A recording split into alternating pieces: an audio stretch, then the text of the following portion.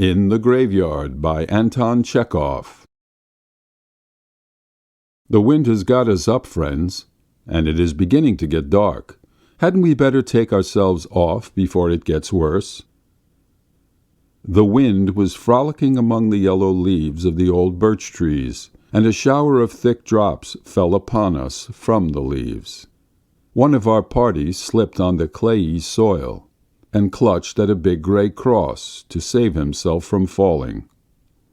Yegor Gryaz Narukov, titular councillor and cavalier, he read. I knew that gentleman. He was fond of his wife. He wore the Stanislav ribbon and read nothing. His digestion worked well. Life was all right, wasn't it?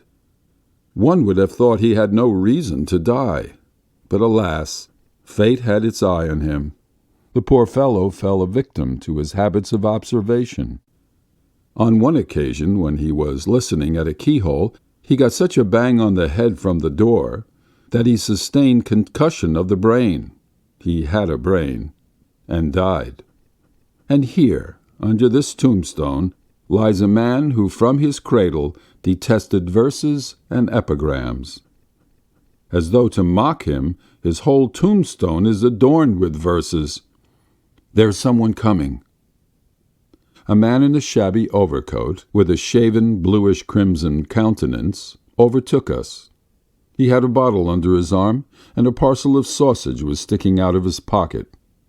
"Where is the grave of Mushkin, the actor?" he asked us in a husky voice.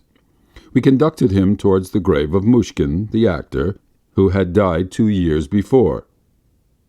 "You are a government clerk, I suppose?" we asked him. "No, an actor. Nowadays it is difficult to distinguish actors from clerks of the consistory. No doubt you have noticed that. That's typical, but it's not very flattering for the government clerk." It was with difficulty that we found the actor's grave. It had sunken, was overgrown with weeds, and had lost all appearance of a grave.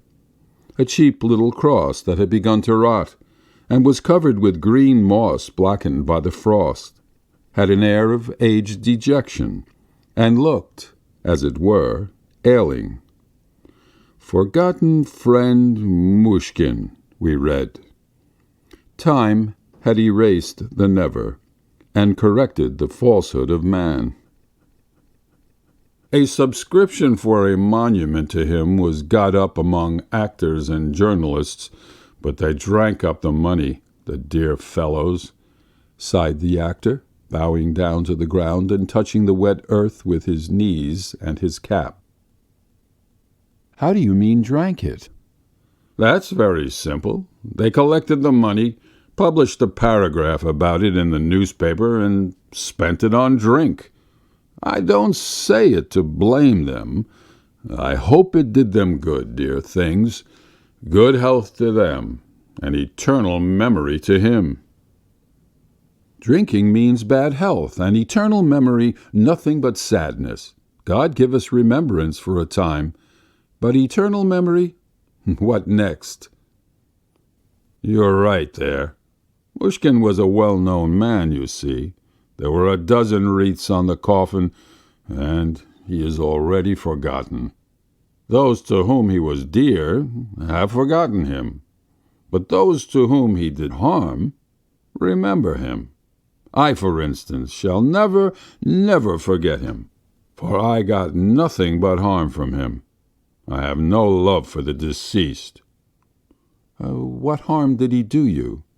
"Great harm," sighed the actor, and an expression of bitter resentment overspread his face. "To me, he was a villain and a scoundrel. The kingdom of heaven be his. It was through looking at him and listening to him that I became an actor. By his art he lured me from the paternal home. He enticed me with the excitements of an actor's life, promised me all sorts of things, and brought tears and sorrow. An actor's lot is a bitter one. I have lost youth, sobriety, and the divine semblance. I haven't a halfpenny to bless myself with. My shoes are down to the heels, my breeches are frayed and patched, and my face looks as if it had been gnawed by dogs. My head's full of free-thinking nonsense. He robbed me of my faith, my evil genius. It would have been something if I had talent, but as it is, I am ruined for nothing. It's cold, honored friends. Won't you have some? There is enough for all. Let us drink to the rest of his soul. Though I don't like him and though he's dead, he was the only one I had in the world. The only one. It's the last time I shall visit him. The doctors say I shall soon die of drink.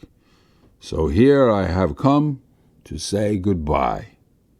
One must forgive one's enemies. We left the actor to converse with the dead Mushkin, and went on. It began drizzling a fine cold rain.